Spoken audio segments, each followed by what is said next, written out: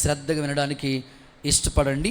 ఈ ఏప్రిల్ నెల కొరకు దేవుడు సిద్ధపరిచిన వాగ్దానాన్ని ఆల్రెడీ 1వ తారీఖు నేను మీకు తెలియచేశాను. దాన్ని కొనసాగింపు నేను మీకు తెలియచేయడానికి ఇష్టపడతా ఉన్నాను. ఇర్మియా ప్రవచన పుస్తకం 30వ అధ్యాయం 22వ వాక్య భాగాన్ని శ్రద్ధగా దేవుని వాక్యం చదువుదాం. ఇర్మియా ప్రవచన పుస్తకం 30వ అధ్యాయం 22వ వాక్య భాగాన్ని చదువుకుందాం. మీరు నాకు ప్రజలై ఉందురు, మీరు నాకు ప్రజలై ఉందురు, నేను మీకు దేవుడనై ఉందును, నేను మీకు దేవుడనై ఉందును. అందరూ ఆమేన్ అని చెప్పండి. ఈ ఏప్రిల్ నెల కొరకు దేవుడిచ్చిన వాగ్దానం, నేను మీకు దేవుడనై ఉందును.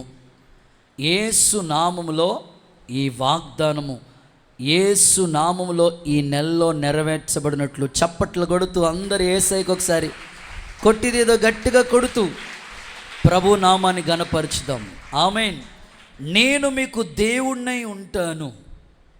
1వ తారీఖు నేను మీకు ఆ వాగ్దానాన్ని గురించిన వివరాలు 5 మాటల్లో తెలియచేశాను. దేవుడు ఆయన మనకి దేవుడిగా ఉంటే ఆయన మన జీవితాల్లో ఏం చేస్తాడో 5 మాటలు ఫస్ట్ తారీఖు మెసేజ్ మీరు వినండి. ఆ మాటలు తెలియచేశాను. కంటిన్యూగా ఇంకొక 5 మాటలు ఈ ఉదయకాలం చెప్తాను, సాయంకాలం కూడా ఇంకొక 5 మాటలు చెప్తాను. దేవుడికి స్తోత్రం కలుగును గాక. దేవుని వాక్యం మాధుర్యం తీయాలే కానీ లోతైన విషయాలన్నీ దేవుడు తెలియజేస్తూ ఉంటాడు. కనుక నేను మీకు దేవుడిగా ఉంటాను.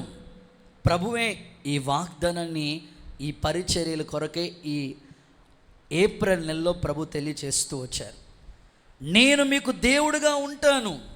నిజంగా మనం ఆరాధించే దేవుడు పూజించటానికి అర్హుడు, దేవుడు అని దండం పెట్టడానికి అర్హుడు, ఏకైక చక్రవర్తి, రాజ్యాలనేలే గొప్పవాడు. ఆయన పేరు యేసు. ఆమేనని చెప్పండి. నిజంగా యెహోవా తమకు దేవుడిగా కలిగిన జనులు ధన్యులు అన్నట్లు ఇక్కడ కూర్చున్న మీ అందరి జీవితాల్ని నా తండ్రి ధన్యులుగా మార్చునుగాక, ఆశీర్వాద కారకులుగా మార్చునుగాక.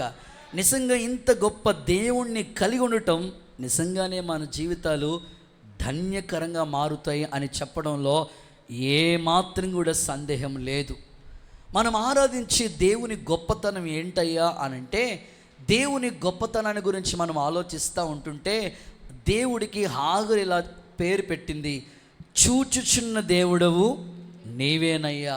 మనం ఆరాధించే దేవుడు మనల్ని చూస్తూ ఉంటాడు. మనం ఏ కష్టాల్లో ఉన్నామో, ఏ బాధల్లో ఉన్నామో, ఎలాంటి దుఃఖకరమైన పరిస్థితుల్లో ఉన్నామో అందరినీ దేవుడు పరిశీలన చేసి, అబ్జర్వేషన్ చేసి, చూస్తూ పరిశీలిస్తూ ఉంటాడు ప్రభు.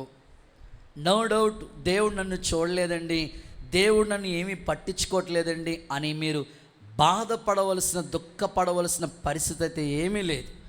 ఆయన అందరి హృదయాన్ని ఎరిగినవాడు, ఆయన అందరినీ కూడా చూస్తున్న దేవుడు. దేవుని గొప్పతనం ఏంటంటే ఆయన చూచుచున్న దేవుడు అని వాక్యంలో మనం చూస్తాం. బైబిల్లో దేవుని యొక్క గొప్పతనాన్ని గురించి మనం అధ్యయనం చేస్తే ఆయన సర్వశక్తి కలిగిన దేవుడు అని రాయబడి ఉంది. మనిషికి ఉండే శక్తి నార్మల్, కొంచెం మాత్రమే మన శక్తి.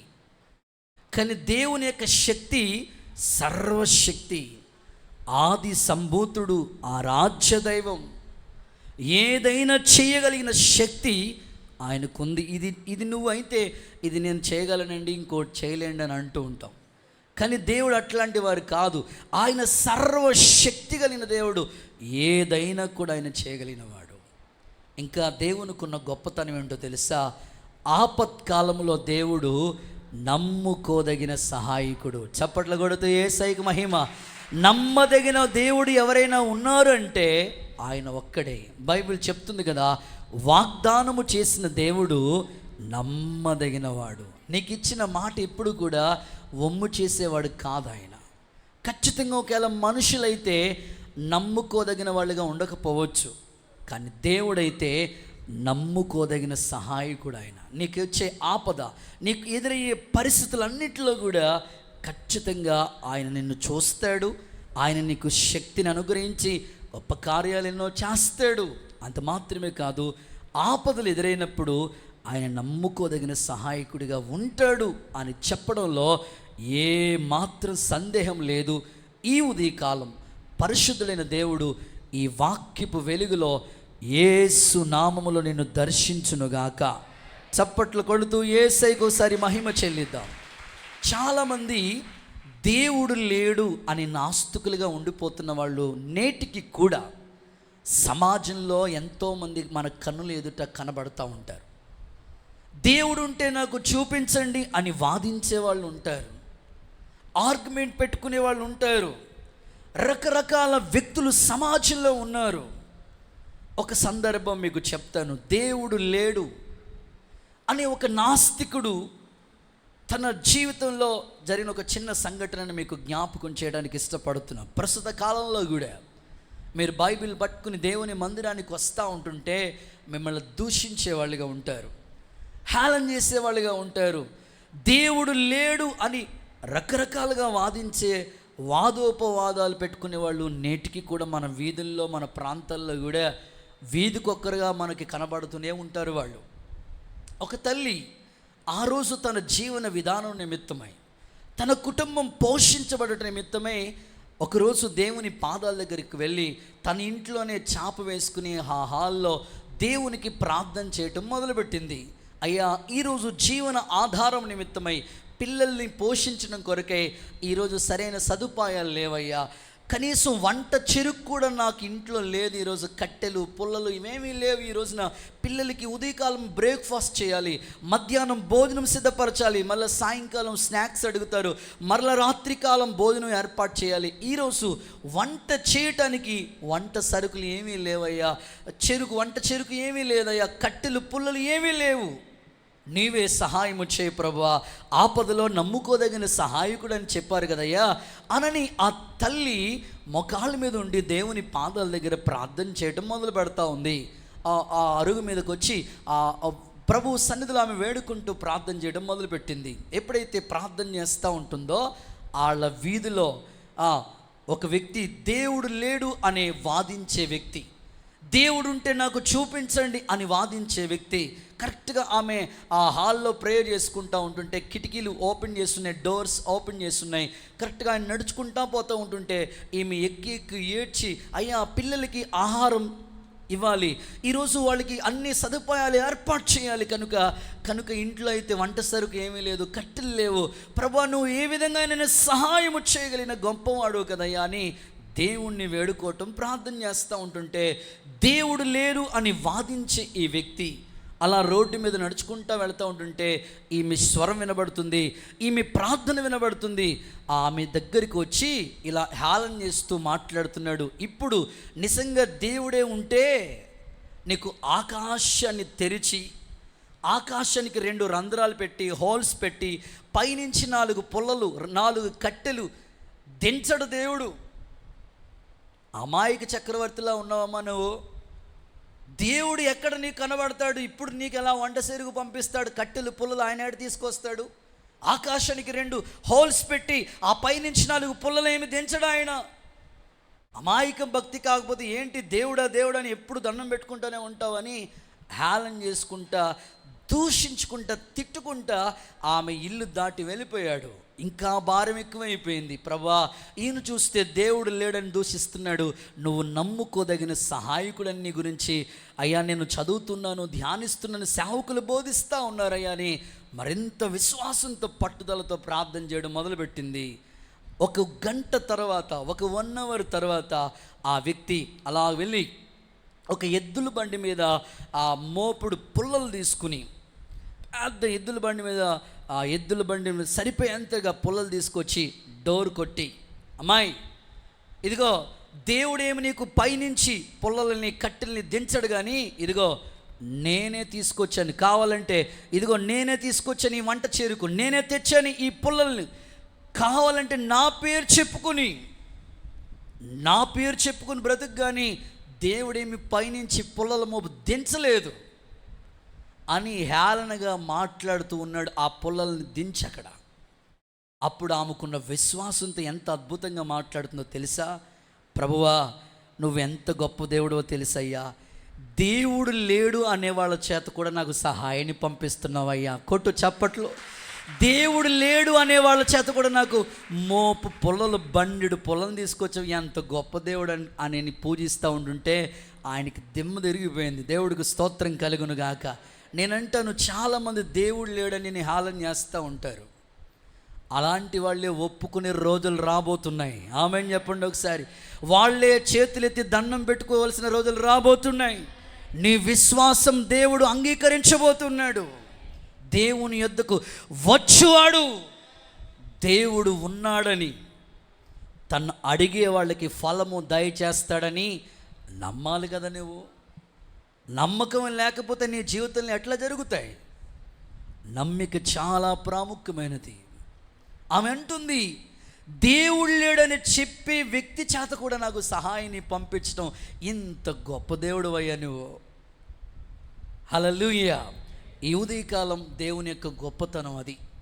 నువ్వు విశ్వసించగలిగితే, నువ్వు అంగీకరించగలిగితే, నేను నీకు దేవుణ్ణై ఉంటానని ప్రభు చెప్తున్నాడు. నిజంగా యేసు నా దేవుడని నువ్వు నోటితో ఒప్పుకుంటే చాలు, హృదయంలో విశ్వసిస్తే చాలు, నీకు రక్షణ కార్యాన్ని ప్రభు ఇవ్వబోతూ ఉన్నాడు. సో ఏది ఏమైనా ప్రభు అంటున్నాడు ఇక్కడ, నేను మీకు దేవుణ్ణై ఉంటాను, మీరు నాకు ప్రజలై ఉంటారు. ఇప్పుడు నా ప్రశ్న ఏమిటంటే, దేవుడు ఆయన మనకి దేవుడిగా ఉండి మన జీవితాల్లో ఏం చేస్తాడు? గతంలో నేను 1వ తారీఖు 5 మాటలు చెప్పాను. సో దానికి కంటిన్యూగా మిగిలిన ఒక 5 మాటలు ఈ ఉదయకాలం చెప్తాను. దేవుడు మన జీవితాల్లో ఏ కార్యాలు చేస్తాడు అనంటే, సో మొదటి మాట పరిశుద్ధ గ్రంథమైన బైబిల్లో నుంచి ద్వితీయోపదేశ కాండం 4వ అధ్యాయం 31వ వాక్యాన్ని చదువుదాం. దేవుడు మన జీవితాల్లో చేసే కార్యాలు ఏమిటి అనంటే, సో మరొక మాట చెప్తున్నాను. నీ దేవుడైన యెహోవా కనికరం గల దేవుడు. నీ దేవుడైన యెహోవా కనికరం గల దేవుడు గనుక నిన్ను చెయ్యి విడవడు. ఆమేన్. మీ పక్కోళ్ళకి షేక్ అండి చెప్పండి, దేవుడు నిన్ను చెయ్యి విడవడు అనండి. ఇప్పుడు చప్పట్లు కొడితే యేసయ్యకు ఒకసారి మహిమ చెల్లించండి. గుడ్. నీ దేవుడైన యెహోవా కనికరం గల దేవుడు గనుక నిన్ను చెయ్యి విడవడు. కొన్నిసార్లు ఎంతోమంది మనకి కావలసిన వాళ్ళే, అయిన వాళ్ళే, తెలిసిన వాళ్ళే, బాగా పరిచయస్తులే కొన్నిసార్లు ముఖం చాటేసుకుని పోతూ ఉంటారు. మనం ఎవరమో తెలియదు అన్నట్లుగా ఫీల్ అవుతూ ఉంటారు. మనల్ని ఎప్పుడూ చూడలేదన్నట్లుగా బిహేవ్ చేస్తూ ఉంటారు. కానీ ప్రభు మాట్లాడుతున్నాడు, నేను దేవుణ్ణి ఉన్నాను కాబట్టి, కనికరం గల దేవుణ్ణి కాబట్టి నిన్ను ఎన్నడూ చెయ్యి విడవను. సో మొదటి మాట, ఎన్నడూ చెయ్యి విడవడు ప్రభు. ఎన్నడూ దేవుడు నిన్ను చెయ్యి విడవడు.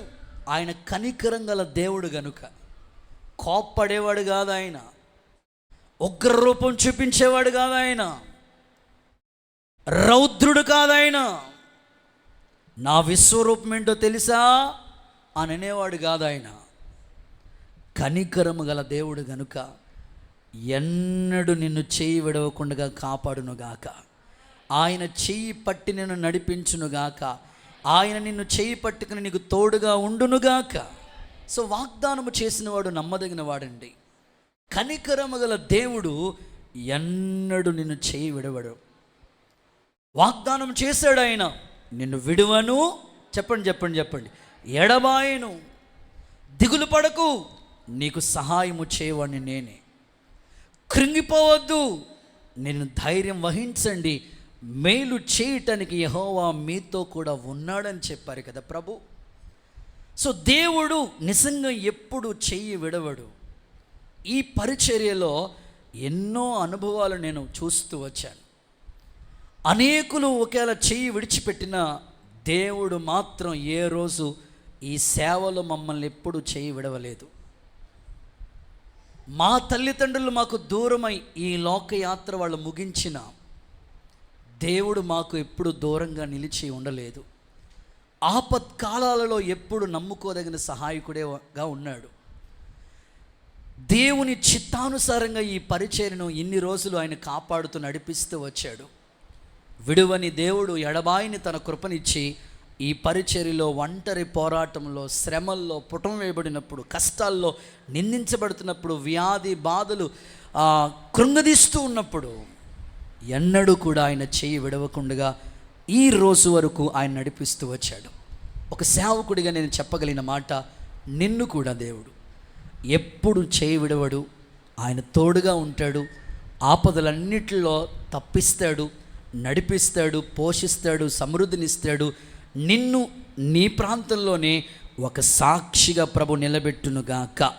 మీరు బైబిల్ గ్రంథాలను చదువుతూ ఉంటే ఆదికాండ గ్రంథం 28వ అధ్యాయం 15వ వాక్య భాగంలో ఇలా రాయబడి ఉంది. జెనసిస్ చాప్టర్ 28:15 ఇలా చెప్పబడి ఉంది, ఇదిగో నేను నీకు తోడై ఉండి నువ్వు వెళ్ళే ప్రతి స్థలములో నిన్ను కాపాడుతూ ఈ దేశమునికి నేను మరలా రప్పిస్తాను, నేను నీతో చెప్పింది నెరవేర్చే వరకు. నిన్ను విడువను. ఆ మాట టిక్ చేసుకోండి. నీతో చెప్పింది నెరవేర్చే వరకు నిన్నైతే పొరపాటును కూడా విడువను. గట్టిగా ఆమేనని చెప్తారా? సో కొన్నిసార్లు అనేకులు మనకి దూరం అవుతున్న సందర్భాలు, అనేక సార్లు మన కుటుంబంలో ప్రతికూలమైన పరిస్థితులు ఏర్పడిన సందర్భాల్లో ప్రభు నీతో అంటున్నాడు, నిన్ను విడువను. ఎప్పటి వరకు ప్రభువా?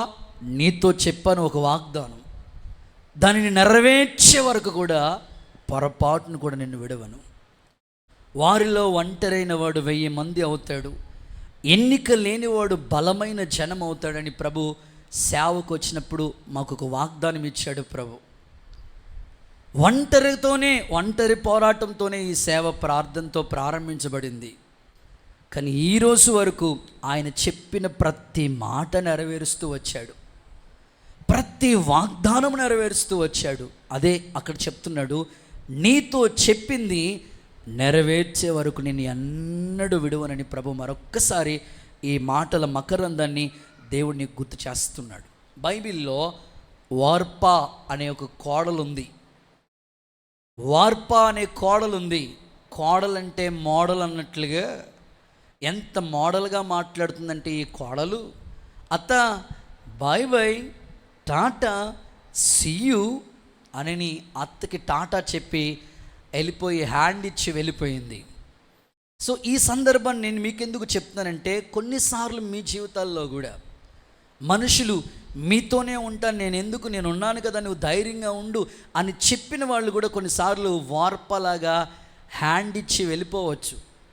సందేహం ఏమీ లేదు, వాళ్ళ మనుషులు కాబట్టి హ్యాండ్ ఇచ్చి వెళ్ళిపోతారు. కానీ దేవుడు, నువ్వు నమ్ముకున్నది దేవుణ్ణి కాబట్టి ఆయన ఎప్పుడు నీకు హ్యాండ్ ఇవ్వడు. నువ్వు బాధల్లో ఉంటే ఆయన చెయ్యి చాపి ఆదుకుంటాడు. ఆయన స్తోత్రం కలుగునుగాక. ఖచ్చితంగా ఇది నో డౌట్. మీ జీవితాల్లో కూడా మీరు చేసే బిజినెస్లో, మీరు చేస్తున్న బిజినెస్లో మీరు మంచిగా గ్రోత్ డెవలప్ అవుతున్నప్పటికీ మీ దగ్గర వర్క్ చేస్తున్న వాళ్ళు కూడా, ఏంటి మా ఓనరు అద్భుతంగా డెవలప్ అయిపోతున్నాడు, నేను కూడా బయటికి వెళ్ళి ఓన్గా పెట్టుకుంటే బాగుంటుంది అనుకుని 2 రోజులు, ఒక 2 నెలలు, లేకపోతే ఒక 2 సంవత్సరాలు నమ్మకంగా పనిచేసినాడు సడన్గా మీకు క్వైట్ ఆపోజిట్లోనే షాప్ పెడతా ఉంటాడు, నమ్మక ద్రోహం చేస్తూ ఉంటాడు. అప్పుడు మీరు అనుకుంటారు, ఏంటి వీడు ఇంత నమ్మాడు కదా, ఇంత నమ్మకంగా ఉండేవాడు కదా, ఏంటి వీడు షేక్ హ్యాండ్ ఇస్తానని చెప్పి మొత్తం మీద హ్యాండ్ ఇచ్చిపోయాడు అని అనుకుంటారు. సో నేనంటాను, ఒకవేళ మీ వ్యాపారంలో మీతో ఉన్నవాళ్ళు మీకు దూరం అవ్వచ్చు, మీ చదువుల్లో, మీ ఉద్యోగ ప్రయత్నాల్లో, మీరు కన్స్ట్రక్షన్ చేసే వర్క్లో తాపీ మేస్త్రికి ఆ ఓనర్కి మధ్యలో ఒప్పందం ఉంటుంది. ఈ ఇల్లు కట్టి పూర్తయ్యేంత వరకు కూడా నేను మీతోనే ఉంటాను, వాళ్ళు మంచిగా బాండ్ మీద రాసుకుంటారు. మధ్యలోనే వాళ్ళకి ఇంకొక బేరం వస్తే సడన్గా వదిలేసి వెళ్ళిపోతూ ఉంటారు. ఇట్లాంటివి ఎన్నో మన జీవితాల్లో జరుగుతూ ఉంటాయి. కానీ మనుషులు నీకు దూరమైన నిన్ను విడిచిపెట్టేసిన సాక్షాత్తు ప్రభువు నువ్వు నమ్ముకున్నావు కాబట్టి ఆయన ఎన్నడూ విడవడు. ఆయన మంచి సమరయుడిగా ఉండి నీ మీద జాలిపడి నీ గాయాలు కట్టునుగాక. చూడండి, మీరు బైబిల్లో మంచి సమరయుడైన ప్రభు గురించి వెళ్ళిపోతా ఉన్నాడు, దారిలో కొర ప్రాణంతో పడి ఉన్న స్థితి, గాయాలైపోయి ఉన్నాయి. అప్పటికే లేవీయుడు పట్టించుకోలేదు, యాజకుడు పట్టించుకోలేదు, కానీ మంచి సమరయుడు జాలిపడి నూనె పోసి గాయాలు కట్టి ఎంత అద్భుతమైన పరిచర్య చేశాడో. యేసు ప్రభు యొక్క అనుభవాలు కూడా అంత ఉన్నతమైనవి. మనం ఆరాధించే దేవుడు మంచి సమరయుడు. ఆయన ఎప్పుడు నిన్ను విడిచిపెట్టడు. బైబిల్లో ఆ సందర్భాలను ఒక్కసారి మీరు గుర్తు చేసుకోండి. లూకా సువార్త 10వ అధ్యాయం 30 నుంచి కొన్ని మాటలు చదవగా విందాం. అందుకు యేసు ఇట్లా నేను, ఒక మనుషుడు యెరూషలేము నుండి యెరికో పట్టణంకు దిగి వెళ్ళిపోతూ ఉండగా చేతిలో చిక్కుకుంటూ ఉండగా అతని బట్టలు దోచుకొని అతని కొట్టి కొన ప్రాణంతో విడిచిపోయి. ఓకే. అప్పుడు ఒక యాజకుడు ఆ త్రోవను వెళ్ళుట తటస్థించాను. ఓకే. అతడు అతన్ని చూచి పక్కగా పోయాను. మంచి సమరయుడు గురించి చదవండి. అలాగే మంచి సమరయుడు ప్రయాణమైపోవచ్చు 33 చోటికి వచ్చి చూసి అతని మీద జాలిపడి దగ్గరికి పోయి గాయాలు కట్టి నూనె పోసి గాయాలు కట్టి పోటకుని వాని ఇంటికి తీసుకెళ్ళాడు. ఈ ఉదయకాలం మంచి సమరయుడు మనం ఆరాధించే ప్రభువే. ఆయన నువ్వు బాధపడుతున్నప్పుడు, నువ్వు దుఃఖంలో ఉన్నప్పుడు నిన్నెప్పుడు చేయి విడవకుండగా ఆయన నీ మీద జాలిపడి, నీ గాయాలు, నీ హృదయంలో ఎన్నో గాయాలు ఉన్నాయి, దుఃఖాన్ని కలిగించే సంఘటనలు ఎన్నో నువ్వు ఎదుర్కొన్నావు. ఆయన నీ గాయాలు కట్టి మంచి సమరయుడిగా పోటకుని వాని ఇల్లు అంటే దేవుని సంఘంలో చేర్చి 2 ధ్యానారములు ఇచ్చాడు. ఒకటి పాత నిబంధన, 2 క్రొత్త నిబంధన అనే 2 ధ్యానారములు అనే వాక్యం చేత నిన్ను పోషిస్తూ ఉన్న గొప్ప మంచి సమరయుడు ఆయన. హల్లెలూయా. నేను మరలా రాబోతున్నాను, ఏమైనా అచ్చుంటే వచ్చినప్పుడు నీకు ఇస్తానని కూడా చెప్పి వెళ్ళిన గొప్ప సమరయుడు ఆయన. కొన్ని సందర్భాల్లో అనేకులు మనల్ని విడిచిపెట్టిన సందర్భాలు మనకు గుర్తొస్తూ ఉంటాయి. ఆ మధ్యకాలంలో ఒక పాస్టర్ గారు జీవితంలో జరిగిన ఒక చిన్న సంఘటన మీకు చెప్తాను. ఆయనకి వివాహం అయింది, సమర్పణ చేసుకోలేదు, కానీ ఆయన మ్యారేజ్ చేసుకుని సేవ చేస్తూ ఉన్నాడు కొంతకాలం. ఒక పిల్లోడు పుట్టాడు, ఒక అబ్బాయి, సరిగ్గా 1.5 సంవత్సరం పిల్లోడు.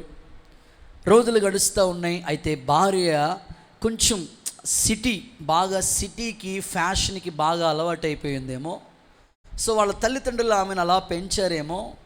ఇప్పుడు సేవలో వచ్చి తనతో పాటు కష్టపడే ఆ మనసు తనకు రాక, ప్రతిరోజు కూటాలు ఉంటాయి, మీటింగ్స్ ఉంటాయి, పరిచర్య ఉంటుంది, మళ్ళీ రాత్రులు మీటింగ్ ముగించుకుని వస్తాం, మరలా పొద్దున్నే మరలా డ్యూటీ పరిచర్యలకు వెళ్ళాలి, రాత్రింబగళ్ళు సేవలో పరుగులెడుతూనే ఉండాలి. కాబట్టి ఇట్లాంటి పరిచర్యలో ఆమెకి ఉండడానికి ఇష్టం లేక సడన్గా 1 సంవత్సరంన్నర పిల్లోడిని తీసుకుని సేవలో ఉండవలసిన తన భార్య సేవ వదిలేసి, భర్తను వదిలేసి పిల్లోడిని తీసుకుని గప్చెప్ రాత్రికే వాళ్ళ అమ్మగారి ఇంటికి వెళ్ళిపోయింది. ఇంచుమించు ఆ సేవకుడు 1 సంవత్సర కాలం ఒంటరిగా ఎంతో పోరాడుతూ, బాధపడుతూ, దుఃఖపడుతూ ఉండేవాడు. ఆదివారం ఇలా సంఘంలో నిలబడి వాక్యం చెప్పడానికి ధైర్యం వచ్చేది కాదు. ఎందుకు అనంటే, నీ భార్య నిన్ను విడిచి వెళ్ళిపోతే నువ్వేం చెప్తావయ్యా సంఘానికి అంటారేమో. 1 సంవత్సర కాలం వాక్యం చెప్పే స్థితి లేదు ఆయనకి. అలాగే కూర్చుని ఎవరో ఒకరి చేత వాక్యం చెప్పి పంపిస్తూ ఉండేవాడు మాట. ఏడుస్తూ ఉండేవాడు. చాలా రోజులు కన్నీళ్ళు. సేవకులందరికీ చెప్పారు, అయ్యా మీరైతే సంపూర్ణ సేవలో ఉన్నారు, నేను వివాహం చేసుకుని ఇట్లా భార్య విడిచిపెట్టి వెళ్ళిపోయింది, చాలా దుఃఖంతో బాధపడుతూ ఉన్నానని ఏడుస్తూ ఉంటే సేవకులు కన్నీళ్లు కార్చేవాళ్ళం, ప్రార్థన చేసేవాళ్ళం, ప్రభా ఈ సేవ ఎలాగైనా మరలా తిరిగి కట్టబడాలి, అవమానం రాకూడదయ్యా, నువ్వు విడవను ఎడబాయనని చెప్పావు కదయ్యా, ఒక్కసారి వీళ్ళ సేవను, వారి భార్య హృదయాన్ని కరిగించు ప్రభు అని కన్నీళ్లతో ప్రార్థన చేశాం. దేవుడు దయా కనికరం వాత్సల్యతను బట్టి మరలా సంవత్సరం తిరగకుండానే తన భార్యను తీసుకొచ్చాడు. అద్భుతంగా సేవ కట్టబడింది. మరలా 2 పిల్లలను దేవుడు ఇచ్చాడు. ఇప్పుడు వాళ్ళ మందిరాలు కట్టి సేవలో వాడబడుతున్నారు. చప్పట్లు కొడుతూ యేసయ్యకు మహిమ చెల్లిద్దాం. కనుక ఎందుకు ఈ సందర్భాలు మీకు గుర్తు చేస్తున్నానంటే, కొన్నిసార్లు నీకు అయిన వాళ్ళు దూరం అయ్యారని బాధపడవలసిన పని లేదు. దేవుడైతే నిన్ను ఎన్నడూ విడవడు. ఆయన దేవుడు కాబట్టి ఆయన చేసే కార్యం ఏంటో తెలుసా? ఎన్నడూ ఆయన నిన్ను విడవడు. ఓకే, రెండో విషయానికి వస్తున్న సెకండ్ వన్, నేను నీకు దేవుణ్ణై ఉన్నాను. ప్రభా, నువ్వు నాకు దేవుడిగా ఉండి నా జీవితంలో ఎలాంటి కార్యాలు చేస్తావు? ఒకటి, ఎన్నడూ నీ చెయ్యి విడవడు. రెండు, పరిశుద్ధ గ్రంథమైన బైబిల్లో ఆదికాండ గ్రంథం 30వ అధ్యాయం 18వ వాక్యాన్ని చూద్దాం. 30:18. ఆదికాండ గ్రంథం 30వ అధ్యాయం 18వ వచనం. నేను నా పెనిమిటికి దేవుడు, అక్కడి నుంచి చదవక, దేవుడు నాకు ప్రతిఫలము దయచేసిననుకుని అతనికి ఇశ్శాకారు అనే పేరు పెట్టెను. చాలు. రెండవ సందర్భం, దేవుడు మన జీవితాల్లో చేసే కార్యాలు, నేను మీకు దేవుణ్ణై ఉన్నాను. సో ఆయన దేవుడిగా మనకుంటే ఎన్నడూ నీ చెయ్యి విడవడు ఆయన. ఓకే, రెండవ మాట ఏమిటంటే ప్రతిఫలం ఇచ్చును, ప్రతిఫలము దయచేస్తాడు. లేయా అంటుంది, దేవుడు నాకు ప్రతిఫలము దయచేసాను అనుకుని తన పిల్లోడికి పేరు పెడతా ఉంది. నిజంగా మనం ఆరాధించే దేవుడు మనకు ఏ చిన్న పని నువ్వు మందిరంలో చేసినా నీకు ఖచ్చితంగా ఒక ప్రతిఫలం దేవుడు దాచిపెట్టాడు.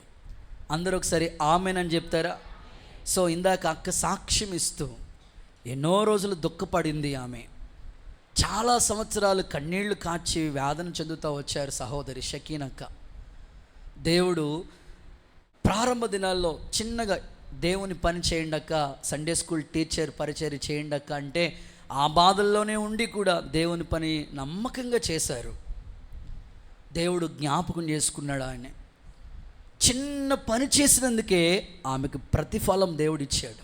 ఇక్కడ కూడా కూర్చున్న మీలో చాలామంది దేవుని మందిరానికి వచ్చి ఏదో ఒక పరిచర్య, అది సండే స్కూల్ కావచ్చు, సంఘ పరిచర్య కావచ్చు, పాటలు కావచ్చు, అలాగే వంటల దగ్గర పరిచర్య కావచ్చు, ఏ పరిచర్యలో నువ్వు ఇన్వాల్వ్ అయ్యే దేవుని కొరకు ఏది, అది కానుక రూపంలో చేసిన, ఉపవాస ప్రార్థనే చేసిన, సంఘ పరిచర్యని గురించి నువ్వు ఏ విధంగా సహాయ సహకారులుగా ఉన్నా దేవుడు ఎప్పుడు నిన్ను మర్చిపోడు. లేయా అంటుంది, దేవుడు నాకు ప్రతిఫలము దయచేసెను. మనం ఆరాధించే దేవుడు మనకెప్పుడు ప్రతిఫలం ఇస్తాడు. రహస్యమందు చూస్తున్న నీ తండ్రి నీకు ఖచ్చితంగా ప్రతిఫలం ఇస్తాడు. ఒకవేళ మనుషులు ఇవ్వకపోవచ్చు, దేవుని పరిచర్యలో ఇన్వాల్వ్ అయ్యి దేవుని కొరకు సాక్షులుగా బ్రతుకుతున్న మీలో ఒక్కొక్కరికి కూడా నా దేవుడు సంపూర్ణ ప్రతిఫలాన్ని మీకు దయచేయునుగాక. ఒక రైతు ఉన్నాడు, పంట చేల్లోకి వెళ్ళి పంట పండిస్తూ ఉంటాడు. 6 నెలలు పంట పండుతూ ఉన్నప్పుడు తన చేతికి ఆ ఫలాన్ని వచ్చినప్పుడు ఎంత సంతోషంగా ఉంటాడంటే, ఈ 6 నెలలు ఉదయకాలం సాయంకాలం నీరు పెట్టి ఎరువు వేసి చేయవలసిన సాక్రిఫైస్ అంతా చేసి ఆ పంటను పండించిన వ్యక్తి ఎప్పుడైతే తన చేతికి ఆ పంట ఫలం వచ్చిందో ఆ ప్రతిఫలం చూసి ఆనందిస్తాడు.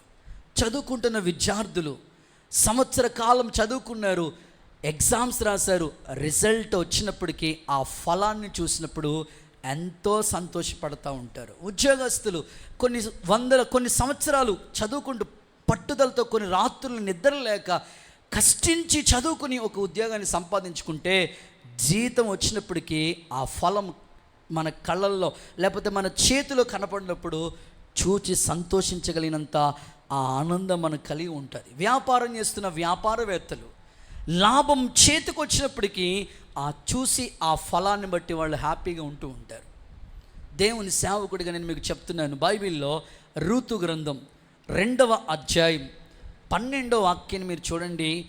రూతుకి దేవుడిచ్చిన ప్రతిఫలాన్ని గురించి అక్కడ రాయబడి ఉంది. రూతు పుస్తకం 2వ అధ్యాయం 12వ వాక్య భాగం. యెహోవా నువ్వు చేసిన దానికి ఆయన నీకు ప్రతిఫలమిచ్చును. ఇశ్రాయేలు దేవుడైన యెహోవా రెక్కల కింద నువ్వు సురక్షితంగా ఉండునట్లు వచ్చావు. ఆయన నీకు సంపూర్ణమైన, ఆయన టిక్ చేసుకోండి, నీకు సంపూర్ణమైన బహుమానం ఇస్తాడు. ఇప్పుడు కొట్టండి చప్పట్లు, యేసయ్యకి మహిమ. సంపూర్ణమైన బహుమానం ఇచ్చునుగాక. నీవు చేసిన దానికి బహుమానం కావాలన్నా, ప్రతిఫలం కావాలన్నా, నువ్వు ఏదోటి చేసావు, అది దేవుడు గుర్తుపెట్టుకున్నాడు. ఖచ్చితంగా నువ్వు చేసిన దానికి గొప్ప బహుమానం ఇస్తాడు ఆయన. రూతుకి ఇచ్చిన బహుమానం ఏంటో తెలుసా? అన్యురాలు, మోయాబిరాలు, తన జీవితం మోడైపోయింది.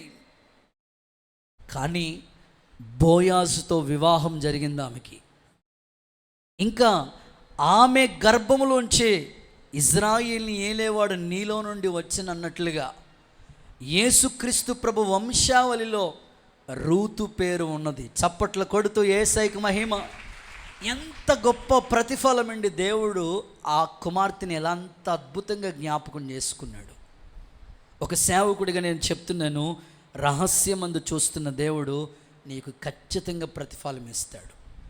ప్రస్తుత కాలంలో వివాహాలు ఈ ఏప్రిల్, మే, జూన్ వరకు కూడా పెళ్ళిళ్ళు ఉన్నాయి. చాలా పెళ్ళిళ్ళు వెళ్ళాలి, పెళ్ళిళ్ళు చాలా కార్యక్రమాలు చేయాల్సి ఉంది. విపరీతంగా పగళ్ళేమో పెళ్ళిళ్ళు, రాత్రులేమో కోటాలు. దేవుడికి స్తోత్రం చెప్పండి. సో దేవుని పరిలోని ఇలాగా మేము కొనసాగడానికి దేవుడు కృపణిస్తూ ఉన్నాడు. అయితే ప్రస్తుత కాలం చాలామంది వివాహాల కోసం ఎదురు చూస్తున్న వాళ్ళకి ఒక సేవకుడిగా నేను చెప్తాను, నువ్వు దేవుని కోసం ఎదురు చూడు, దేవుని పని చెయ్యి. నువ్వు చేసిన దానికి ఆయన ప్రతిఫలం ఇస్తాడు. దేవుని కొరకు మన మందిరంలో ప్రారంభంలో ఇక్కడ చేపలు చెన్నై నుంచి రప్పించాడు ఒక అన్నయ్య. దేవుని మందిరం చిన్న బరకాలు ఉండేవి అప్పుడు. ప్రభా సేవకు పరిచర్యకని చిన్న ఆయన కలిగి ఉన్నదాన్ని తీసుకొచ్చి చెన్నై నుంచి రప్పిస్తే మందిరంలో చేపలు వేస్తూ ఉండేవాడు. వాళ్ళ ఇంట్లో సరైన సదుపాయాలు లేవు, ఉండటానికి సరైన ఇల్లు కూడా లేదు వాళ్ళకప్పుడు. దేవుడు మహాకనికరం, దేవుని మందిరానికి చేపలు బహుకరిస్తే దేవుడు వాళ్ళకి 2 అంతస్తుల బిల్డింగ్ ఇచ్చాడు. దేవునికి స్తోత్రం కలుగునుగాక. హల్లెలూయా చెప్పండి. సో ఇప్పుడు మనం మందిరంలో కూర్చున్నామా, అప్పుడు కరెంట్ పోతే జనరేటర్ ఉంది. సో ప్రోగ్రాం ఆగకుండా దాన్ని ఒకరు బహుకరించారు మన మందిరంలో. ఒక సహోదరి దేవుని పరిచర్య కొరకే ఆమె సాక్షిగా నిలబడ్డారు. ఆమెను కూడా దేవుడు జ్ఞాపకం చేసుకుని ఈరోజు ఒక సజీవ సాక్షిగా నిలబెట్టాడు. చేసింది ఎప్పుడు దేవుడు మర్చిపోడు. బైబిల్ అదే చెప్తుంది, మీరు ప్రభువు వలన ప్రతిఫలం పొందుదరని గుర్తించి ఏది చేసినా మనుషులకు చేసినట్లు కాదు, ప్రభువుకు చేసినట్లు చేయండి. దేవుని పరిచర్యకి ఇప్పటికే మీరు ఎన్నో చేస్తూ వచ్చారు. ఆయన ఎప్పుడు మర్చిపోడు. మీరు చేసిన దానికి ఆయన గొప్ప ప్రతిఫలం అనుగ్రహించునుగాక. వివాహాలు జరగవలసిన కుటుంబాల్లో సంపూర్ణంగానే వాళ్ళకి పరిశుద్ధ వివాహాలు జరిగించునుగాక. ఇల్లులు కట్టుకోవాల్సిన ప్రయత్నాలు చేస్తున్న వాళ్ళకి మంచి గృహాలు దేవుడు వారికి అనుగ్రహించునుగాక. చేతి పనులు వృద్ధి చేయునుగాక. ఉద్యోగాల్ని స్థిరపరచునుగాక. నువ్వు చేసిన దాన్ని బట్టి దేవుడు నీకు ప్రతిఫలం ఇస్తాడు. ఖచ్చితంగా దేవుని లేఖనాల్లో మనం చూస్తే దేవుని కొరకు ఏదో ఒకటి చేయటానికి నువ్వు సిద్ధపడితే దేవుడు కూడా నీకు చేయటానికి ఆయన సిద్ధంగా ఉన్నాడు. నా నామం పేరిట గిన్నుడు చల్లెలిస్తేనే దాని ఫలం పోగొట్టుకోరని చెప్పిన దేవుడు నిన్నెందుకు మర్చిపోతాడు? తమ్ముడా, చెల్లి, సహోదరుడా, నన్ను దేవుడు మర్చిపోయాడని నువ్వు అనుకోవాల్సిన పని లేదు. దేవుడు ఖచ్చితంగా నీకు ప్రతిఫలం ఇస్తాడు. చాలామంది పెళ్లి సంబంధాలు చూసి ఇక పెళ్ళిళ్ళు సంబంధాలు సెట్ అవ్వకపోతే దేవుడు మర్చిపోయాడని అనుకుంటూ ఉంటారు. ఆ మధ్యకాలంలో ఒక చిన్న కొటేషన్ నేను చదువుతూ వచ్చాను అనమాట. ఒక అమ్మాయి కరోనా లాక్డౌన్లో ఆన్లైన్లో చదువుకుని 10th క్లాస్ ఎట్టకాలకి గట్టెక్కేసిందంట. స్తోత్రం చెప్పండి ఒకసారి. కరోనాలో 10th పాస్ అయిన వాళ్ళకి డాక్టర్లు అయ్యారనుకోండి, దేవుడికి స్తోత్రం కలుగును గాక. అంతే సంగతులు చిత్తగించవలను. ఎందుకంటే వాళ్ళు చదివింది లేదు, ఏమీ లేదు, అంతే అలా పాస్ చేశారు అంతే. ఎగ్జామ్ రాసే అవకాశం కూడా లేదు. సో ఈమె ఆన్లైన్లో 10th క్లాస్ కరోనా లాక్డౌన్లో 10th మొత్తం ఎట్టకాలకి పాస్ అయిందంట. ఆమె దేవుణ్ణి ఒక విచిత్రమైన కోరిక కోరుతూ ఉందంట. దేవా, నాకు ప్రతిఫలం ఇవ్వండి అయ్యా, 10th క్లాస్ ఎట్టకాలకి నేను గొట్టెక్కి ఆన్లైన్లో పాస్ అయ్యాను అని. ఆమె దేవుణ్ణి అడిగిన కోరిక, దేవుడి దగ్గర నుంచి ఆశించే ప్రతిఫలం ఏంటంటే, దేవా నాకు వచ్చే పెళ్ళి కొడుకు, నాకు వచ్చే భర్త ఎలా ఉండాలి తెలుసా? అతనికి ఆ నుంచి అహా దాకా అన్ని అర్హతలు ఉండాలి అనని ఆమె కొటేషన్ ఇలా రాసింది. అందులో ఉన్న అర్హతలు నేను మీకు చెప్తాను. ఇలాంటి వాళ్ళు కూడా మీలో ఉంటారని నా అభిప్రాయం. ఆమె కోరుకున్న అర్హత ఏమిటంటే, ఆ నుంచి అహా దాకా ఉండాలంట అర్హత. ఆ అని రాసి ఆమె కోరుకున్న అర్హత ఏంటో తెలుసా? నాకు రాబోయే భర్త, నాకు కాబోయే పెళ్ళి కొడుకు అమ్మా నాన్నల్ని దూరంగా పెట్టేవాడే ఉండాలి. ఫస్ట్ అర్హత. అమ్మో దేవుడికి స్తోత్రం నాయన. ఎలాంటి భర్త అయి ఉండాలంట? అమ్మా నాన్నలు దూరంగా, ఫస్ట్లోనే దూరంగా ఉంచాలి వాళ్ళని. ఏమండి, జన్మనిచ్చింది వాళ్ళే కదండి, స్థాయినిచ్చింది వాళ్ళే కదండి.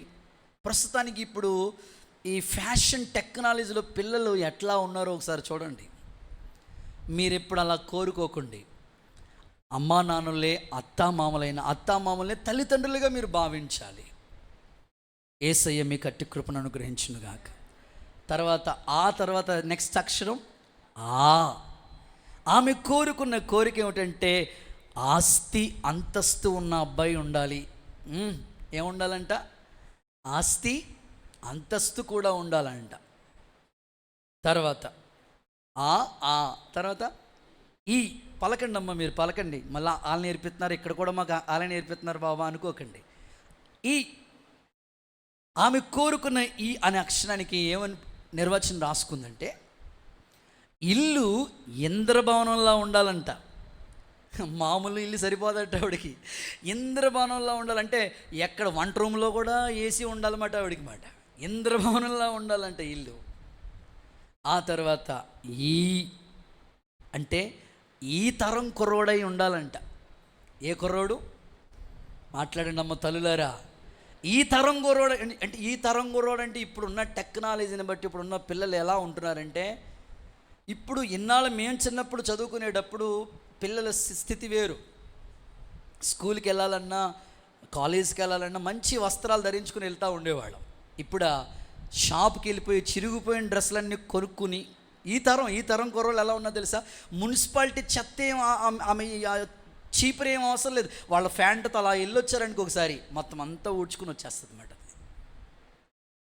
చూడండి, వాళ్ళ మోకాళ్ళ దగ్గర గోన్ సంచిలా ఉంటుంది ఆ ఫ్యాంట్, చిరిగిపోతూ ఉంది. ఈ తరం పిల్లలు ఎలా ఉన్నారో చూడండి. ఆ అమ్మాయి కోరిక ఏంటంటే, ఈ తరం కుర్రోడై ఉండాలి నాకు కాబోయే పెళ్ళి కొడుకు. తర్వాత నెక్స్ట్ అక్షరం చెప్తారా? మర్చిపోయినట్టున్నారు మీరు. ఆలో ఊ అంటే ఆమె రాసుకున్న పదం ఏమిటంటే, ఉన్నతమైన వారితోనే స్నేహం చేయాలి. అంటే మంచి మంచి ఫ్రెండ్స్ ఉండాలన్నమాట. ఆ తర్వాత ఊర్లన్నీ తిప్పేవాడై ఉండాలంట. దేవుడికి స్తోత్రం నాయన. అమ్మ, ఇలాంటి కోరికలు కోరుకోవద్దు తల్లులారా. ఊర్లన్నీ తిప్పేవాడై ఉండాలంట. ఆ తర్వాత అక్షరం ఆ ఈ ఉ. తర్వాత అక్షరం అరు అంటే రుణాలు లేనివాడై ఉండాలంట. అంటే అప్పులు ఉండకూడదు ఆయనకి. ఓకే, దీనికి టిక్ చేసాం. ఓకే, అప్పులు ఉండకూడదులే, అప్పు లేనివాడై ఉండాలి. లేకపోతే అప్పు అయితే రోజు పప్పు అన్నమే. ఓకే, అప్పు లేనివాడై ఉండాలి. తర్వాత అక్షరం ఆలో అరు అంటే రుణానుబంధం. నేను ఆయనకు రుణపడి ఉన్నాను అన్నట్లుగా ఉండాలంట. తర్వాత అక్షరం ఏ. ఎర్రగా బుర్రగా ఉండాలి. రైట్. తర్వాత అక్షరం ఏ. ఏకైక సంతానమై ఉండాలి. దేవుడికి స్తోత్రం. 1 మ్యాన్ ఆర్మీ, ఒక్కడే ఉండాలి, ఏకైక సంతానమై ఉండాలట. తర్వాత అక్షరం అయిన వారిని అందరినీ లిమిట్లో ఉంచాలి. ఎలా ఉండాలంట? ఇప్పుడు కావలసిన వాళ్ళు అయిన వాళ్ళు అందరూ ఎలా ఉండాలంట? Remote control. సిట్ అంటే సిట్, స్టాండ్ అంటే స్టాండ్. అయిన వాళ్ళందరినీ లిమిట్లో ఉంచాలి. తర్వాత అక్షరం ఓ అంటే ఒంటరి వాడై ఉండాలి. ఓ అంటే ఓర్పుతో కూడిన వాడై ఉండాలి. ఔ అంటే ఔషధాలకి దూరంగా ఉన్నంత ఆరోగ్యవంతుడు కావాలి. అంటే మెడిసిన్ వాడకుండా మంచి హెల్తీగా ఉన్నవాడు కావాలి. తర్వాత అంటే అంతులేని ప్రేమ నాకే చూపాలి. తర్వాత అంటే పెళ్ళంటే ఇలా ఉండాలనుకున్నదంట ఆమె. దేవుడికి స్తోత్రం చెప్పండి ఒకసారి గట్టిగా, హల్లెలూయా చెప్పండి. సో ఈ సందర్భాలన్నీ నేను మీ ముందు ఉంచడం యొక్క ముఖ్య ఉద్దేశం ఏంటంటే, చాలామంది ప్రతిఫలం, దేవుని దగ్గర నుంచి ప్రతిఫలం ఆశించేటప్పుడు కొన్ని లిస్టులు పెట్టుకుంటారు. ప్రభా ఇలా ఉండాలి, ఇలా ఉండాలి, ఇలా ఉండాలి. అది పెళ్ళైనా, ఉద్యోగమైనా, వ్యాపారమైనా, ఆ చేతి పనైనా ఇలా కావాలని అడుగుతారు. ప్రభు కూడా అదే చెప్తున్నాడు, నువ్వు చేసిన దాన్ని బట్టే నేను నీకు కూడా చేస్తానంటున్నాడు దేవుడు.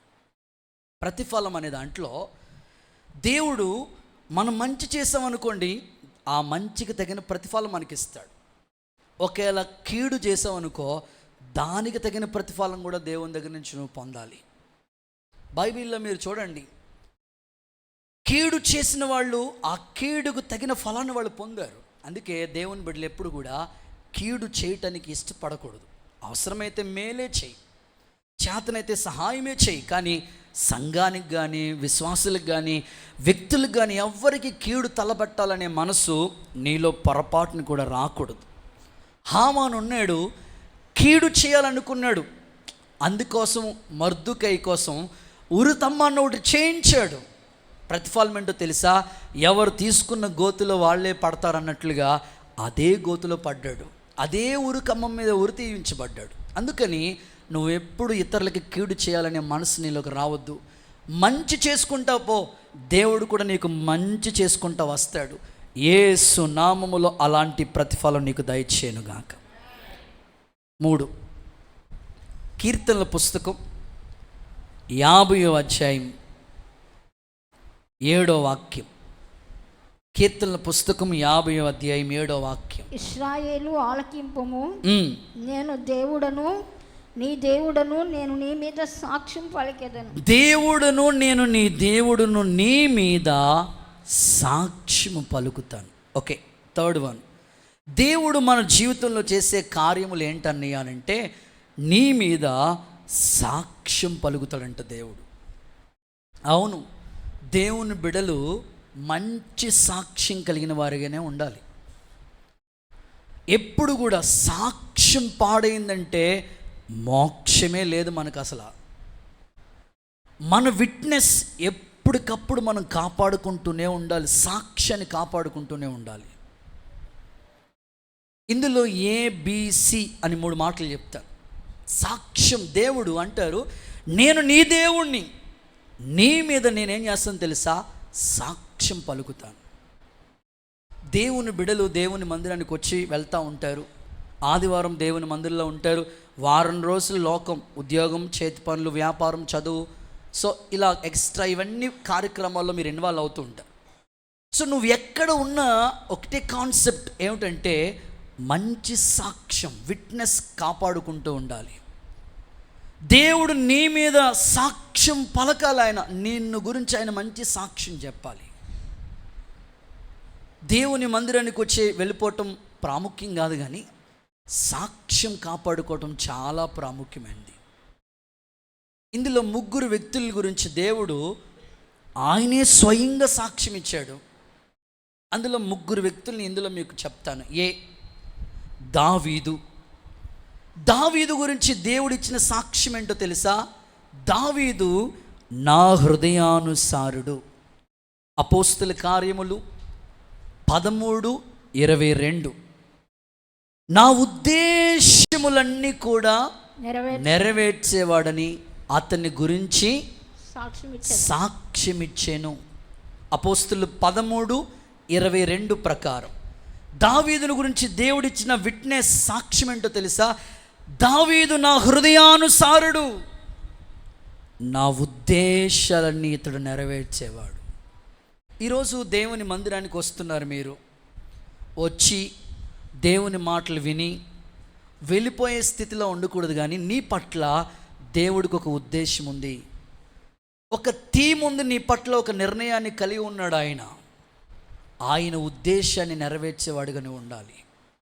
ఇప్పుడు తల్లిదండ్రులు పిల్లల్ని పెంచేటప్పుడు ఒక ఉద్దేశంతో చదివిస్తారు వాళ్ళని.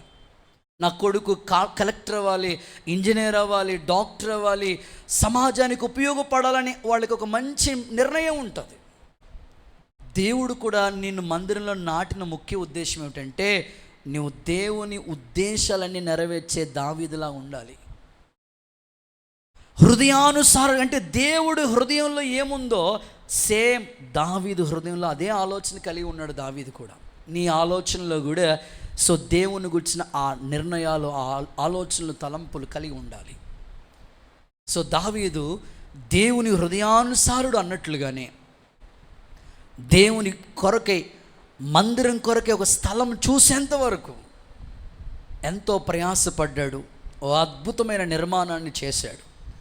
తన కుమారుడు చేత మందిరాన్ని కట్టించడం కొరకై తన సొంతంగా దాచిన బంగారం అంతా కూడా దేవుని పని కొరకు ఉపయోగకరమైన పాత్రగా దైవ ఉద్దేశాలన్నీ కూడా దావీదు పట్ల నెరవేర్చబడేటట్లుగా దేవుడు కార్యసిద్ధిని కలుగు చేస్తూ వచ్చాడు.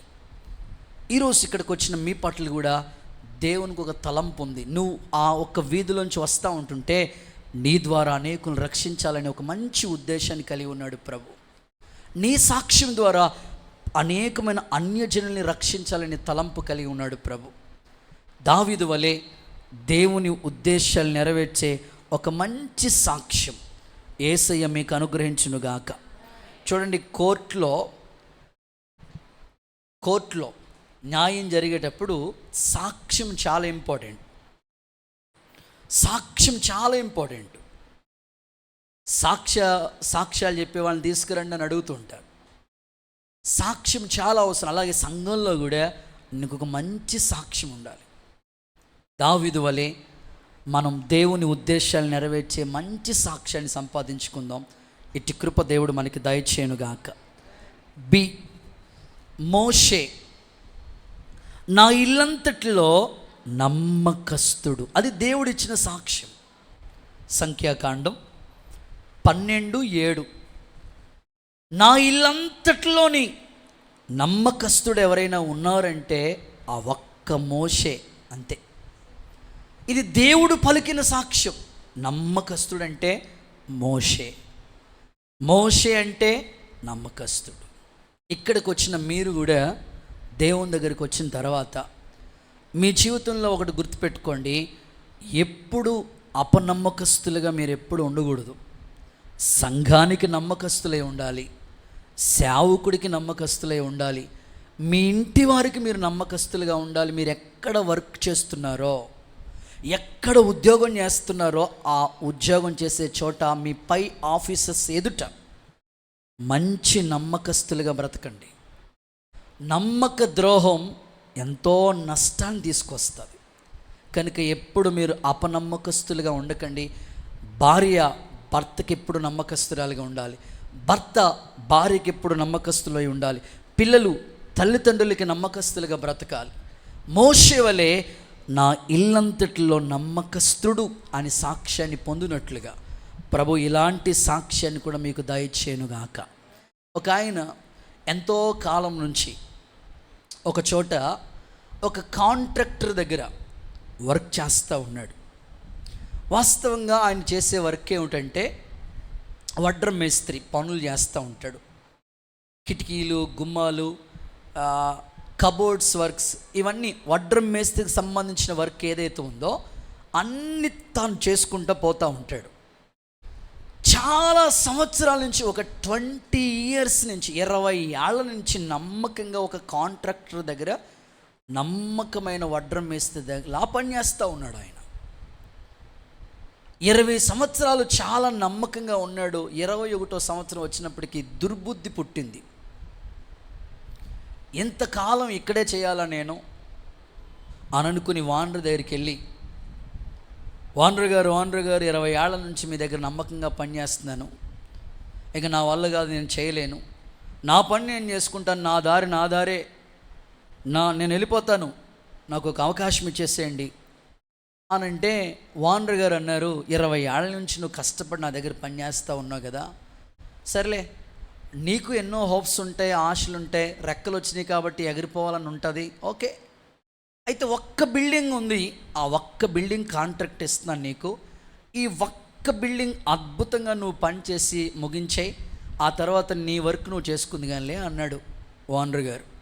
సర్లే అని ఇసుక్కుంటా కసురుకుంటా ఎప్పుడు చేసే నమ్మకంలాగా కాకుండా అపనమ్మకం తనలోకి వచ్చేసి, ఇన్నాళ్ళు ఎన్నిక చేశాను, ఇక్కడ సాకిరీ చేసినట్టుంది నా పని అని అనుకుంటా హృదయంలో అలా ఫీల్ అవుతూ సరిగ్గా ఆ ఇంటికి వాడవలసిన మెటీరియల్స్, మంచి మెటీరియల్స్, వుడ్డు, మంచి టేకు లేకపోతే వేప, ఇట్లాగే ఇప్పుడు మంచి క్వాలిటీ వాడుతూ ఉండేవాడు.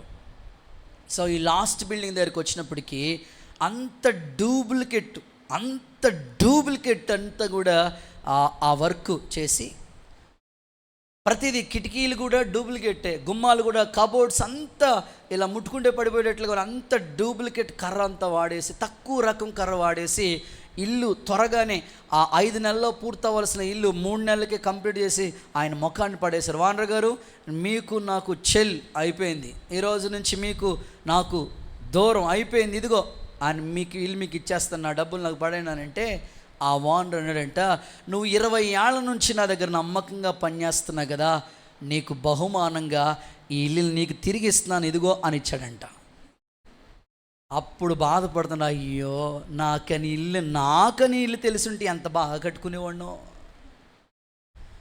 సో మీరు కూడా చాలామంది మీ పని అనుకోండి ఎంత నమ్మకంగా చేసుకుంటారో, అది ఇతరుల పని అనుకోండి అంత నమ్మకంగా చేయరు, అదే దేవుడి పని అనుకోండి అంత నమ్మకంగా చేయరు.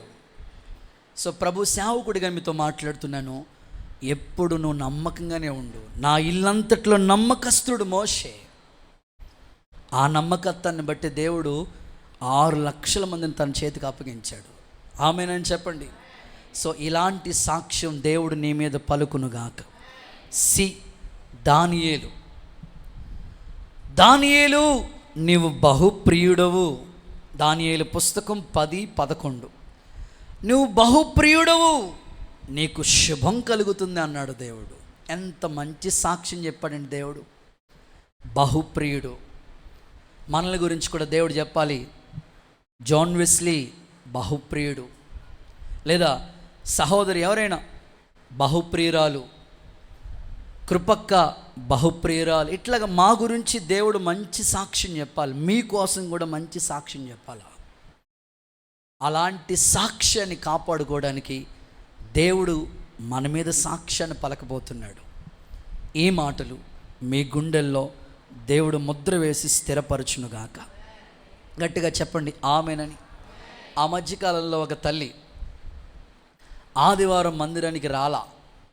ఏమ్మా బంగారు తల్లి, ఆదివారం చర్చ్కి రాకుండా ఎక్కడ వెళ్ళావమ్మా? ఏదైనా పనులకి వెళ్ళావా, వ్యాపారంకి వెళ్ళావా, ఉద్యోగానికి? ఎందుకోసం రాలేదు? ఏమైనా హెల్త్ సిక్ అయ్యావా? ఏంది తల్లి?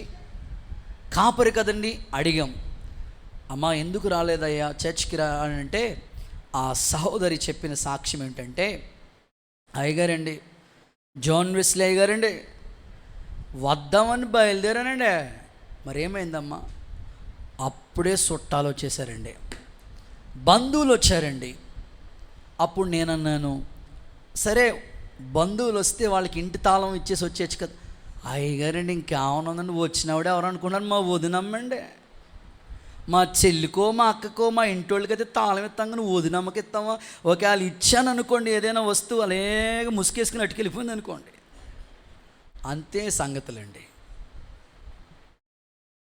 అంతే సంగతులండి. అందుకని ఆ రోజు మానేశానండి. అప్పుడు నేను నా తల్లితో, అమ్మా ఒక వస్తువు పోతుందని గుడి మానేశావు, మరి ఆ రోజు వర్తమానం పోతుందని ఏమి బెంగలేదా నీకు? కనీసం సేవ కుట్టినట్టు కూడా అనిపించలేదా? ఈ సండే ఈ వర్తమానం మిస్ అయిపోయాను నేను. అయ్యో సేవకుడు ముఖకాంతుల నుంచి దేవుడు నాతో మాట్లాడిన ఈ వర్తమానాన్ని మిస్ అయిపోయానని ఆ బాధ లేదా నీకు? చాలామంది దేవుడు నీ గురించి సాక్ష్యం చెప్పాలి. బహుప్రియుడు. వారానికి నెలలో 4 వారాలు ఉంటే ఖచ్చితంగా అటెండ్ అవ్వాల్సిందే ప్రభు సన్నిధికి. ఎప్పుడు నువ్వు దూరం అవ్వకూడదు. 21 రోజులు దానియేలు దేవునితోనే ఉన్నాడు, ఫాస్టింగ్ ప్రేయర్ చేసినాడు. వెంటనే దేవదూత అతనితో చెప్తుంది, దానియేలు నువ్వు బహుప్రియుడు, నీకు శుభం కలుగును గాక అని చెప్పింది. దేవుడు మన గురించి కూడా అలాంటి సాక్ష్యం ఇవ్వాలి. వీళ్ళ నమ్మకస్తులు, వీళ్ళ నా హృదయానుసారులు, వీళ్ళ బహుప్రియులు, ప్రియమైన వాళ్ళు వీళ్ళు అని ప్రభు మన గురించి సాక్ష్యం పలకాలి. యేసయ్య ఇలాంటి సాక్ష్యం మీ మీద పలుకునుగాక. పలుకుతాడా ప్రభు మిమ్మల్ని గురించి? డాక్రా మీటింగ్ అంటే 2 గంటల ముందెళ్ళి కూర్చుంటాం చర్చికి, ఆమెన్ అన్నప్పుడు. ఇలాంటి వాళ్ళని దేవుడు బహుప్రియుడు అంటాడా? ఒకసారి మీరు ఆలోచించండి. దేవునికి నమ్మకస్తులుగా, బహుప్రియులుగా, హృదయానుసారులుగా బ్రతకటానికి తీర్మానం చేసుకోండి. యేసయ్య మీకు కృప చూపునుగాక. 4, మీకా ప్రవచన పుస్తకం 7:7. 10 నిమిషాలు టైం ఉంది, 10 నిమిషాల్లో ముగిస్తా. రైట్, త్వరగా చదవండి. మీకా 7:7. దొరకలేదా? అయినను నేను యెహోవా కోసం ఎదురు చూసేదను, రక్షణకర్త అయిన నా దేవుని కోసం కనిపెట్టుదును. టిక్ చేయండి. నా దేవుడు నా ప్రార్థన ఆలకించును. అందరూ ఆమేన్ అని చెప్తారు ఒకసారి. ఓకే, 4వదిగా దేవుడు నీ జీవితంలో చేసే కార్యాలు ఏంటో తెలుసా? ప్రార్థన ఆలకిస్తాడు. ప్రార్థన, ఆయన పేరే ప్రార్థన ఆలకించువాడా. సర్వ శరీరులు నీ యొద్దకు వస్తారు, నేను నీకు దేవుణ్ణి ఉంటానంటే అర్థం ఏంటో తెలుసా? ఆ దేవుడు మన జీవితాల్లో చేసే కార్యాలు, నువ్వు చేసిన ప్రతి ప్రార్థన ఆలకిస్తాడు. నువ్వు కన్నీళ్లు విడిచేట చూశాను, నీ ప్రార్థన నేను ఆలకిస్తాను. 15 సంవత్సరాలు నీకు ఆయుష్ని పొడిగించానని హిజ్కియా ప్రార్థన ఆలకించాడు కదా. ఇక్కడ కూర్చున్న మీలో అనారోగ్యాలతో బాధపడి ఎవరైనా ఇక్కడికి వచ్చి ఉంటే, మీ కన్నీళ్లు దేవుడు తుడిచి యేసు నామములో మీకు ఆయుష్ని పొడిగించునుగాక. ప్రార్థన ఆలకించేవాడు. నువ్వు ప్రార్థన చేయటం మొదలు పెట్టగలిగితే ఖచ్చితంగా నీ ప్రార్థన దేవుడు ఆలకిస్తాడు. నెక్స్ట్, హన్నా పిల్లలు లేకుండా దేవాలయానికి వచ్చింది, దుఃఖంతో వచ్చింది. ప్రార్థన చేసుకుంది, ప్రభా ఒక్క పిల్లోడిని ఇస్తే చాలయ్యా. వెంటనే ప్రార్థన ఆలకించు దేవుడు. సంవత్సరం తిరగకుండగానే ఆమె ఒళ్ళో చక్కని కొడుకున్నాడు. ఈరోజు ఈ ప్రార్థన మందిర ఆవరణంలో సంతానం లేమితో బాధపడుతున్న వాళ్ళు, తప్పకుండా ప్రార్థన ఆలకించే దేవుడికి నువ్వు మొరపెట్టగలిగితే నీ కార్యాలు సఫలము చేసి సంతులేని వారిని ఇల్లాలుగా, కుమారుల సంతోషం గల తల్లిగా దేవుడు మార్చునుగాక. గట్టిగా ఆమేన్. జ్ఞానం లేనోళ్ళు సొలొమోను వలె అడగండి. మీలో ఎవరికైనా జ్ఞానం కొదువై ఉంటే నన్ను అడగండి, నేను మీకు జ్ఞానం ఇస్తానని ప్రభు చెప్పాడు. అలాంటి దైవ జ్ఞాన పూర్ణులుగా ప్రభు మిమ్మల్ని చేసి ప్రతి ప్రార్థన దేవుడు అంగీకరించునుగాక. చివరి మాట, ఆఖరి మాట, 5వ మాట, నేను నీకు దేవుణ్ణి ఉంటాను. ప్రభా నువ్వు నాకు దేవుడిగా ఉండి ఏ కార్యాలు చేయబోతున్నావు అంటే, చివరి మాట, 1 యోహాను పత్రిక 5వ అధ్యాయం 11వ వాక్యం చదవండి. 5:11. దేవుడు మనకు నిత్య జీవమును దయచేసి ఉన్నాడు. దేవుని కుమారుణ్ణి అంగీకరింపని వాడు జీవము లేనివాడు.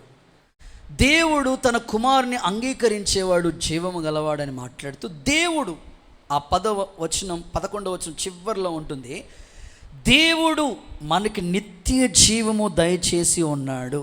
అందరూ ఆమేన్ చెప్తారు ఒకసారి. కుడి చేతుల పైకైతే హల్లెలూయా అనండి. సో చివరి మాట ఇది, నిత్య జీవము దయచేస్తాడు. గట్టిగా చెప్పండి, నిత్య జీవం అనండి. ఓకే, ఈ ప్రభు బలారాధనలో మనం పాలి పంపులు పొందబోతున్నాం. ప్రభు కూడా చెప్పాడు, నా యందు మీరును మీ యందు నా మాట నిలిచి ఉన్న ఎడల మీకు ఏది ఇష్టమో అడగండి, దాన్ని ఇస్తానన్నాడు. సో అన్నిటికన్నా వెరీ ఇంపార్టెంట్ నిత్య జీవము, యుగ యుగాలు ప్రభుతో జీవించే ఆ గొప్ప ధన్యత. ఇదిగో ఇప్పుడు మనం ప్రభు బలలో పాలిభాగస్తులు కాబోతున్నాం. నా శరీరాన్ని తిని నా రక్తాన్ని తాగిన వాడే నిత్య జీవము గలవాడని యోహాను 6:54 ప్రభు చెప్పాడు. ఈ ప్రభు బల్ల యొక్క కాన్సెప్ట్ ఏంటంటే, ఇక్కడ జీవితమే కాదు, నిత్య జీవాన్ని కూడా నువ్వు పొందుకోవటానికి, యుగాలు పొందుకోవటానికే, ఆ జీవితం కొరకే దేవుడు ఈ మాదిరి ఉంచి వెళ్ళాడు ఆయన. రీసెంట్గా జరిగిన ఒక సంఘటన మీకు చెప్పి ప్రార్థన చేస్తా. చేతులు పైకెత్తి ఒకసారి హల్లెలూయా అని చెప్తారా? ఏలూరు దగ్గర దుగ్గిరాల అనే ఒక ఊరుంది. ఏలూరు దగ్గర దుగ్గిరాల అనే ఒక ఊరుంది. ఆ ఊరిలో 2 భార్యాభర్తలు, వైఫ్ అండ్ హస్బెండ్, ఇద్దరు టీచర్సే, 2 ఉద్యోగస్తులే. ఆ ఊరిలో చాలా కాలం నుంచి ఆ ఊరిలోనే వాళ్ళు నమ్మకంగా ఉద్యోగాలు చేశారు. భార్యాభర్తలు 2 కూడా ఆదివారం వచ్చిందంటే మందిరానికి బైబిల్ తీసుకుని, తనకి ఒక్కడే ఒక కొడుకు, ఆ కొడుకుని తీసుకుని దేవుని మందిరానికి వచ్చి వెళ్తూ ఉంటారు. 9 గంటలకి ఆరాధన అంటే 8:30కే వచ్చి మోకాళ్ళు వేసి, అంత మంచి భక్తి పరులు వాళ్ళు. ఉద్యోగాలు ఉన్నాయన్న గర్వం లేదు, కానీ ఉద్యోగంతో పాటు దేవుడిని కలిగి ఉన్నామనే గొప్ప భక్తి కలిగిన బిడలు వాళ్ళు. ఈ దుగ్గిరాల అనే ప్రాంతంలో వీళ్ళు ఉద్యోగాలు చేసుకుంటా మంచిగా వాళ్ళ భక్తిని కొనసాగించుకుంటా సేవలో నమ్మకస్తులుగా ఉన్నారు, ఉద్యోగంలో నమ్మకస్తులుగా కొనసాగించబడుతూ ఉన్నారు. ఒక్కడే కొడుకు వాళ్ళకి. అయితే తల్లిదండ్రులు 2 చెప్పారు, నాన్న నువ్వు మాకులాగా ఉద్యోగం చేయొద్దురా నాన్న, ఒకేలా చదువు, ఉద్యోగం వచ్చిందా ఓకే, నువ్వు ఉద్యోగం చేసినా దేవుని సేవ ఖచ్చితంగా చేయాలి. ఎందుకో తెలుసా? ఒక్కగానే ఒక కొడుకు ప్రథమ ఫలం దేవునికి ఇవ్వాలి. నువ్వు ఫస్ట్ ఒక్కడే పుట్టావు కాబట్టి నిన్ను దేవుని సేవకి ఇవ్వాలని అనుకున్నాం తల్లిదండ్రులుగా. మేమిద్దరం కష్టపడ్డాం కదా, నువ్వు సేవ చేయ చాలు అని కోరుకుంటుంటే ఆ పిల్లోడికి ఎలీషా అని పేరు పెట్టారు తల్లిదండ్రులు. సేవకుల దగ్గర తీసుకొచ్చి ప్రార్థన చేస్తే సేవకులు ప్రార్థన చేసి ఆ పేరు పెట్టారు ఎలీషా వలె నువ్వు సేవ చేయాలన్నా అని. రోజులు గడుస్తూ ఉన్నాయి. వృద్ధాప్యంలోకి వచ్చేసే సమయానికి ఆ కుర్రోడికి వివాహం అయింది. ఆ తల్లిదండ్రులు పెద్ద వయసులోకి వచ్చినప్పటికీ ఆ పిల్లోడికి పెళ్లి చేశారు. పెళ్లి చేసి సేవ కొరకని సేవకులకి అప్పగించి, బాబు నువ్వు సేవకుల దగ్గర నమ్మకంగా ఉండు, అద్భుతమైన పరిచర్య చేయి అని చెప్తూ వీళ్ళు కూడా పరిచర్యలో ఉంటూ అలా రోజులు కొనసాగించబడుతూ ఉన్నాయి. సడన్గా ఇక పెద్ద వయసు వచ్చేసింది వాళ్ళ నాన్నగారికి. వాళ్ళ కొడుకుని పిలిచి, ఒరే నువ్వు నమ్మకంగా దేవుని పరిచర్య చేయి, సేవకుల దగ్గర నమ్మకంగా ఉండు అని చెప్పి, దేవుడు ఎందుకు నన్ను పిలుస్తున్నాడు, రమ్మని పిలుస్తూ ఉన్నాడు. నేను ప్రభు పిలుపుని అందుకుని ప్రభు దగ్గరికి వెళ్ళిపోవాలి, నా కొరకు ప్రభు నిత్య జీవాన్ని సిద్ధపరిచాడు అని చెప్తే, ఏంటి నాన్న అట్లాంటి మాటలు మీరు అప్పుడే అనకూడదు, అప్పుడే వెళ్ళిపోతానంటారు ఏంటి, ఇంకా బోల్డంతా ఉంది. లేదురా నాన్న, నాకు అనిపిస్తూ ఉంది నా పని అయిపోయింది, కొడుగ్గా నిన్ను సిద్ధపరిచాను, నువ్వు అద్భుతమైన పరిచర్య చేయి, నమ్మకంగా ఉండు అని చెప్పేశాడు. చెప్పిన 2-3 గంటలకే సాయంకాలానికే వాళ్ళ నాన్నగారు అట్లాగే మంచం మీద కన్ను మూసాడు, చనిపోయారు. చనిపోతే వెంటనే బాధ కలిగి ఏడుస్తూ ఉన్నాడు కొడుకు. ఎందుకంటే ఎంతో ప్రేమను పంచిన తండ్రి, బాగా చూసుకున్నాడు. అలాంటి తండ్రి తన కళ్ళ ముందే చనిపోవటం ఎంతో బాధను కలిగించింది. చాలా దుఃఖకాంతుడైపోయాడు, వేదనతో ఉండిపోయాడు, మనసంతా వేదనతో ఉండిపోయింది ఆయనకి. ఆ తర్వాత భోజనం చేద్దామని భోజనం దగ్గరికి వెళ్తున్న మనసు రావటం లేదు. వెంటనే 2 రోజులు గడిచింది. 2 రోజులు గడిచిన 3వ రోజు వచ్చినప్పటికీ వాళ్ళ అమ్మగారు, అంటే చనిపోయిన వాళ్ళ భార్య, వాళ్ళమ్మ కోడల దగ్గరికి వచ్చి, కోడలి పిల్ల, నాకు గోంగూర పచ్చళ్ళు అంటే చాలా ఇష్టం, వంట చేసి పెట్టు, నాకు ఎందుకో మరలా నాకు అనిపిస్తుంది నా మనసుకి, నేను కూడా ప్రభు దగ్గరికి వెళ్ళిపోతాను, నీ చేతితో చివరి వంటకం చేసి పెట్టంటే, అత్తమ్మా అలా అనకూడదు, నువ్వు అలా అనకూడదు అత్తమ్మా, ఆయన మమ్మల్ని చేయుడిచి వెళ్ళిపోయాడు, నువ్వు వెళ్ళిపోతే ఎట్లాగా? లేదు నాకు అనిపిస్తుంది దేవుని పిలుపునందుకు నేను వెళ్ళిపోవాలి అని చెప్తే, సరే నువ్వు వంట చేస్తూ ఉంది. లోపల కొడుకు వచ్చాడు. కొడుకుతో కూడా చెప్తుంది, ఎవరే నాన్న, నేను నువ్వు దుఃఖపడొద్దు, బాధపడొద్దు, నాన్నగారిని కోల్పోయాని బాధపడొద్దు, నువ్వు సేవ చేయాలి, నువ్వు దుఃఖపడితే సంఘానికి ఏం చెప్తావు, ధైర్యంగా ఉండాలి, నేను కూడా ప్రభు దగ్గరికి వెళ్ళిపోతున్నానంటే, ఏంటమ్మా అట్లా మాట్లాడుతున్నావు నువ్వు, అటు నాన్న వెళ్ళిపోయి నువ్వు వెళ్ళిపోతే నేనేమైపోవాలా, అని ఇంకా ఏడుస్తూ ఉంటుంటే వాళ్ళ కోడలు వంట చేసింది, గోంగూర పచ్చరాయలు వండింది, అన్నం పెట్టింది, తిన్నది, చక్కగా మధ్యాహ్నం భోజనం చేసి కమ్మగా 3 గంటలకల్లా మంచాన్ని ఒరిగింది, పడుకుంది. 4 అయినప్పుడు నిద్ర లేతుందని డోర్ కొడితే డోర్ కొట్టిన తీట్లా, 5 అయిన డోర్ కొట్టిన తీస్తే రాట్లా. సో అలా డోర్ గెంటి లోపలికి వెళ్ళి చూస్తే నిద్రలోనే ప్రాణం విడిచేసింది వాళ్ళ అమ్మ. ఇద్దరు కూడా ఆ కొడుకు కోడలు బాడీ మీద పడి ఏడుస్తూ, ఏంటి తల్లిని తండ్రిని కోల్పోయని బాధపడుతున్నాడు అతడు. కోడల్ని ఆ యొక్క కోడలేమో అత్తగారిని మావయ్య గారిని కోల్పోయానని బాధపడుతూ ఉన్నారు. ఇప్పుడు ఈ బరియల్ కార్యక్రమం, సమాధి క్రైస్తవులకు ఒక నిరీక్షణ ఉంది. బరియల్ కార్యక్రమం సమాధి చేయటానికని ఆ ఊర్లో వాళ్ళందరూ వచ్చారు. ఆ ఊర్లోనే వాళ్ళు మంచి టీచర్స్, వైఫ్ అండ్ హస్బెండ్ మంచి టీచర్స్. ఊరంతా ఉమ్మడైపోయి అందరూ వచ్చి వాళ్ళు చెప్పిన పాఠాల ద్వారా మా పిల్లలు ప్రయోజకులయ్యారు, మేము వాళ్ళ దగ్గర చదువుకున్నామని అందరూ మంచి సాక్ష్యం చెప్తా ఉన్నారు వాళ్ళ కోసం. అయితే ఆ ఊరిలో ఆ ఊరికి పెద్దంట ఒక ఆయన, అన్యుడు, ఎప్పుడు దేవుని ముఖం ఎరగడు, దేవుడి గురించి తెలియదు, విగ్రహారాధికుడు. ఆయన కూడా వచ్చి, పాస్టర్ గారు నాకు ఒక చిన్న అవకాశం ఇస్తారా, 2 నిమిషాల కన్నా ఎక్కువ మాట్లాడను. అయ్యా మీరు గ్రామ పెద్దగారు కదా, 2 మాట్లాడిన పర్లేదు, చనిపోయిన ఆయన గురించి ఏం మాట్లాడతారో చెప్పండి అంటే ఆయన మైక్ తీసుకుని ఇలా చెప్పాడంట. ఆయన మైక్ తీసుకుని చెప్పిన మ్యాటర్ ఏమిటంటే, ఈ వైఫ్ అండ్ హస్బెండ్ వీళ్ళిద్దరు కూడా మా ఊరిలో మంచి స్కూల్లో పాఠాలు చెప్పిన మంచి ఉత్తమమైన టీచర్స్ వీళ్ళు. భర్త ఉద్యోగానికి వెళ్ళేటప్పుడు భార్యని కూడా తీసుకుని, ఇద్దరు ఒకే చోట కాబట్టి ఇద్దరు తీసుకుని పోతూ ఉండేవాడు. కాయగూరలు కొనటానికి అయినా సరే భార్యను తీసుకుని పోతూ ఉండేవాడు.